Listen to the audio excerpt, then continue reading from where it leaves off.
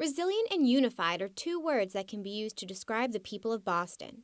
Although only 2 short weeks have passed since the twin bombs exploded near the finish line of the Boston Marathon, killing 3 and wounding over 280 people, Bostonians are already planning a comeback. Courtney Blanchard, a resident of South Boston, ran her first marathon at this year's 117th annual Boston Marathon. Courtney was 1 mile away from the finish line when the bombs exploded. She was unable to finish her first marathon, but she will be back next year to finish the race. I have to finish, and I have to prove to, these people, these cowards that did this, that we move on.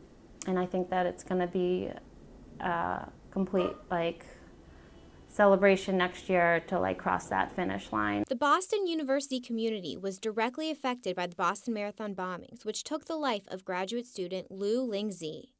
Officer Robbins, BU Chief of Police, knew immediately that the bombs had to be part of a terrorist attack.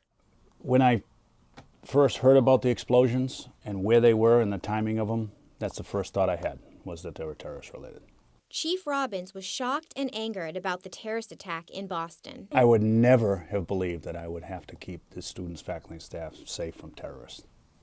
As a result of the terrorist incident, the Boston University Police Department plans to take extra precautions starting with the upcoming graduation events in May. We will be prepared for graduation commencement ceremonies. We've prepared, I've been here 7 years, and we have a very robust security plan for that. Pat Muscaritolo, head of Greater Boston Convention Center and Visitors Bureau, feels that the terrorist attack will not stop people from participating in the 2014 Boston Marathon. It will not. I think next year's marathon will probably see record number of applications for runners. And, it probably would get to the level of the 40,000 that were allowed to run in 1996, which is the 100th anniversary of the marathon. His organization has come up with a new slogan to encourage tourists to come to Boston and support the city. Be a patriot, visit Boston.